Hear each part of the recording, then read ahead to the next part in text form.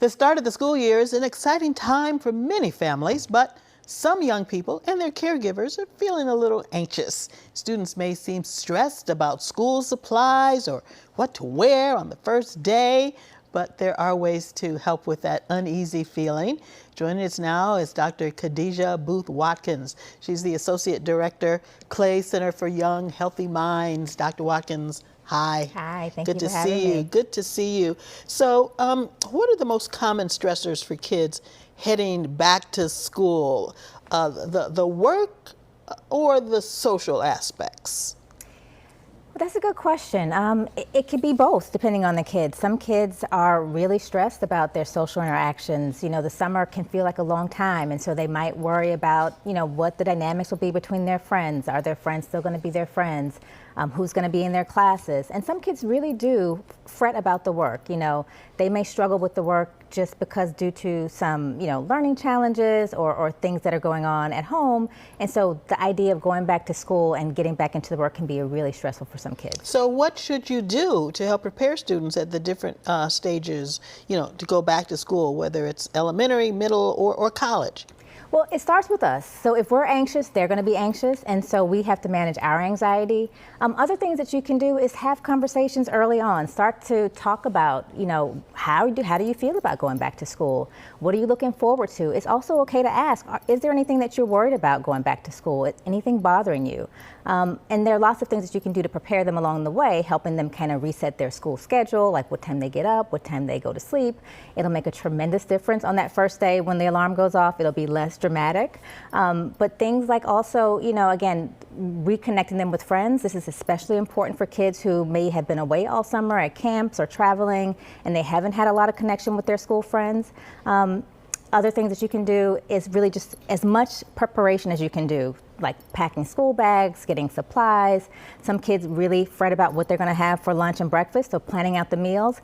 All of these things can be really helpful for kids, but it's important to keep it light and also to kind of have fun along the way. And maybe go through the routine with the kids that they know, right? Having a dry run in the morning routine can really alleviate a lot of stress for some kids. Even maybe going to the school, like going through the travel pattern, can really help some kids feel comfortable about that first day. So what signs of stress should we look for once the school year is underway?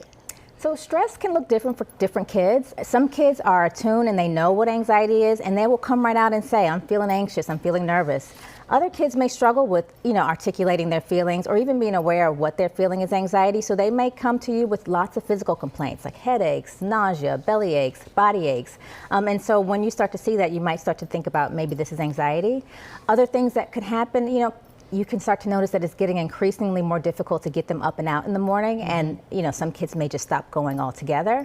Some kids, once they get to school, they might spend a tremendous amount of time in the nurse's office or in the hallways or bathrooms avoiding school. So how do we know what's normal anxiety and when it becomes worrisome? So anxiety is natural. It does protect us and keep us safe. But anxiety is worrisome or problematic when it gets in our way. If it gets in the way of us doing the things that we need to do or want to do because we're avoiding, and if anxiety kind of persists and lingers, that can be problematic because then it can become stressful, and we know the effects that stress has on our body. So how do you pull that out? How do you pull the information out from the young person to try to get at the root of it? You have to have conversations. You have to also be attuned and aware of their body language. You have to let them explain to you and express to you, talk about their day, talk about their friendships, talk about the schoolwork. Let them share with you things that are going on in their world, and ask them, can we think about this together? Can I help you with this? Because maybe they want you to just listen, but they may also want you to collaborate and help them come up with some coping skills and strategies. I have to ask you about the impact of social media. What are your thoughts on that? So again, social media is like a double-edged sword. For some kids, again, if they've been disconnected from their friends because they've been traveling or at camps, this can be a way to kind of keep up. But for some kids, it can be a way that they feel left out or they feel alienated. And so I think it's really important to begin having conversations about how to use social media in a healthy way, because it's really not going anywhere. Help kids to be attuned to how they feel when they're using social media, and help them to figure out when they need to take breaks. I think it's really empowering them with the wherewithal or the strategies to kind of be able to manage it in a safe and healthy way. Talk about some of the resources or ways that we can help build resiliency. So it starts with us. And so how do we demonstrate to our kids, how do we manage frustration and anger? How do we kind of change perspective and look at the bright side? How do we kind of think about life and be grateful and think about what we're grateful for? We can do these things with our kids as well. We can incorporate them into these things. We can do mindful activities with them, yoga, breathing exercises, but also really helping them to think about, like, what are you grateful for? Like, we have a gratitude jar, thinking about how can they help other people so they can feel like they're being purposeful. There are tons of ways that we can really help them to be more resilient so they can bounce back. You know, the Surgeon General says that parents are stressed out and overwhelmed, and he's calling it a public health issue. Hasn't it always been stressful for parents, or has it become worse recently? I was going to say, parents have been stressed out. It's not anything new, but I think they're just new challenges that we're having to face and navigate that weren't maybe there before. Again, like the social media, the online presence. You know, kids do so much online, whether it's, you know, socializing, schoolwork. It's hard to really manage that, and really it's almost impossible.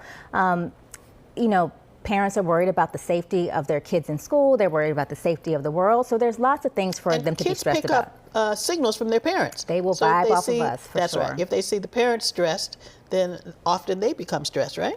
It's important for us to manage our anxiety, and to not be dishonest with them, so we can share our stress and not overburden them with the stress. They want to know that we have their backs, that we're going to keep them safe, that we love them unconditionally. But it's really important for us to, you know your kid and know what they can handle and be able to share with them, you know, appropriately in a developmental way. All right, Dr. Khadijah Booth Watkins, thank you for being here. Thank you.